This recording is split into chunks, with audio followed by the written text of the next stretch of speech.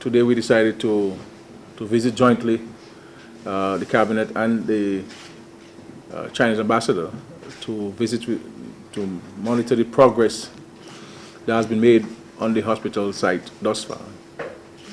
I think notwithstanding the challenges which we had and some minor delays, we are very pleased with the progress you have made on the project. So we want to thank the contractors for the very keen efforts in advancing the project. As I've been advised, the first two buildings which we visited will be completed in August of 2017, and that will constitute the first phase of the project. And that building will house, inter alia, the accident and emergency, the operating room, theater, and labs and other services. The challenge which we have, as you know, as you can see, is to build a new facility on the existing site of an operation which is 24/7. But I think we've worked very well with the Chinese side, and with the strong support of the Minister and the Ministry of Health, the staff of the Ministry of Health. And when I say the staff of the Ministry of Health, I go beyond I'm talking about the hospital staff and everybody included. We have been able thus far to put some systems in place to ameliorate some of the challenges which we've been experiencing. And I believe thus far the special unit that we have placed on the National Hospital has been working very well with the Chinese firm to ensure that whatever issues arise, as issues arise, we can have them corrected before they become any major problem. So we're very happy that that is working well thus far. Clearly, the construction of this new national hospital will assist in the modernization of our health system in Dominica. And I had the opportunity to meet with the minister and his staff prior to the site visit today. And the number of components outside of the construction of the new national hospital, which the Ministry of Health, the government of Dominica, will lay out to assist in modernizing healthcare services and improving on the delivery and management of healthcare services. Just to share with you some of the things that we'll be looking at is to review the management structure of the National Hospital. And the discussion which we have started, and of course which will require eventually a cabinet decision, is to have a board which will be responsible for managing the hospital and the day-to-day issues surrounding the hospital, with the view of transferring the hospital budget under the management of that board to minimize on the bureaucratic processes involved in the procurement of goods and services for the hospital, but also to assist in addressing concerns which the public and health professionals may have from time to time, and seek to address those in a timely fashion. And these changes will also be supported by a new legal framework, because some of the legislation which you have governing healthcare in Dominica are outdated. They have not changed as time has passed by, and there have been remarkable improvements in healthcare and healthcare management. We have to also continue our discussion on primary health care so that we minimize on the number of people who would have to come to the National Hospital for medical services, and ensure that at those primary health care facilities, especially the type 3 hospitals, that there are some basic diagnostic services which can be provided to minimize on the people coming in. Now, if we go back 10 years, this is why we had introduced in Portsmouth both diagnostic services and also other laboratory tests that would have been conducted in Portsmouth rather than samples being sent from Penville or Capuchin with a nurse on the bus and the samples on the lap driving to town to bring to the lab here. And the whole idea is to have this in Grand Bay, to have this in Marigot, to have this in Portsmouth, to have this in Castle Bruce, where we have the type 3 hospitals existing, to support this new national hospital. And obviously you know that we've been sending Dominicans to train in postgraduate areas and specialize in particular areas. And the hope is that we can take greater responsibility for the provision of our health care for ourselves, by ourselves. But obviously supported by our friends, for example, the Chinese, who will be sending in, the Chinese government will be sending in healthcare professionals to assist us and to transfer best practices and new technology to our medical staff in Dominica. So no doubt this new national hospital, which we've been anticipating for some time, has started. Work is ongoing. We have every faith and confidence in the Chinese construction company, who will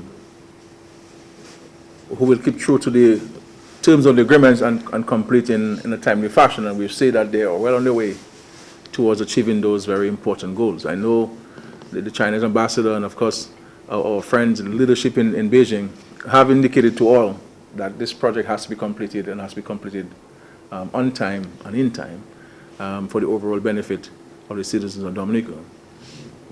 So our hope is that going forward, that a number of the services which our citizens are acquiring overseas, that we can provide those services in Dominica and minimize on the number of people who have to travel out to Dominica for medical services.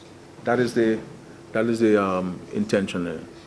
I'm happy to note that, and one can also appreciate on the economic side, the tremendous impact a project of that size will have and is having on the economy of Dominica. Now, they have 42 Dominicans who are on site, full-time employed, directly by the company. But you have also a number of the procurement of goods and services from Dominican individuals and Dominican businesses, cement and aggregate and sand and the heavy equipment operators. And the list can go on and on. The blocks and so forth will all be procured from us here in Dominica. We're spending quite a bit of the monies here in Dominica, notwithstanding the fact we'll have to import certain building materials which we do not produce here in Dominica. So the economic impact on our country will also be significant. But for us in the government, our primary interest is the impact on healthcare and healthcare delivery in Dominica. Because this government has placed tremendous efforts and attention on healthcare.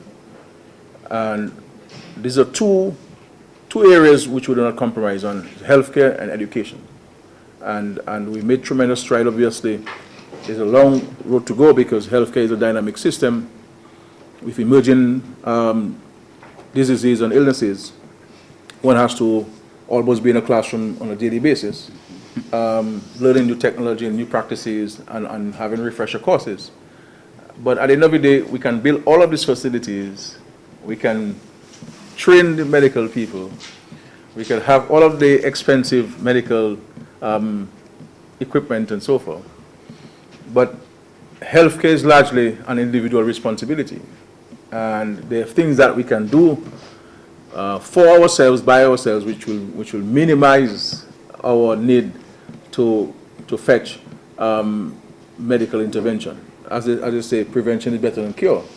And through exercise, through eating right, the number of diseases, especially non-communicable diseases, that we can stave off from attracting, because the treatment of NCDs is growing. Literally every day is growing. The cost, and because more and more people need this medication, the manufacturers are selling more and more expensive every day, because there's some medication that we just cannot do without, or else we die. And true to its form, the capitalist system always see an opportunity in the marketplace, and then price will go up if the demand is huge, and that's what's happening in many cases. and making it prohibitive for many citizens without the support of government to acquire those medications and so forth. So it's important for us to look at this. The guys who are on the motorbikes, the people who are driving recklessly, almost like they're on a suicide move, and then they have a broken femur, they have a broken leg, they need pins to have this stuff corrected. These pins are expensive. I was just speaking to the officer in charge of the Central Medical Stores, Nurse Lambert, and I was aware of this before because I found it strange that the government before was not procuring. We never used to procure the pins because they're expensive. And I insisted that we have to buy because I had a broken femur myself many years ago. And I understand that without a pin you can be crippled. Without the pins you can be crippled. And you have to do it very quickly, otherwise if the intervention is delayed, then you have a problem. So now we're now procuring these pins, but if we were to buy all the pins we require for all these guys who are breaking their legs on motorbikes and accidents, then the Minister of Finance will have to go and borrow money somewhere. You understand? So things like that we can prevent if guys are riding their bikes, you know, nicely and calmly and 44, 50 miles per hour rather than 160, 150, 140, 120, 110. You see what I'm saying? So there's something that we can do as citizens to minimizing the cost of healthcare service in our country. Ambassador, we want to thank your government, the government of the People's Republic of China for being a true friend to Dominica. And I have had the opportunity to interact directly with the government of the PRC and its officials.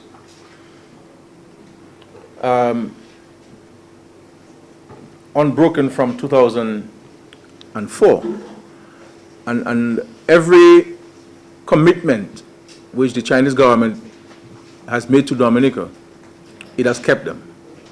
And we're very grateful to your government for this remarkable friendship which exists between our two countries. And we know, for example, that while you're the second largest economy in the world, you have tremendous challenges in your country.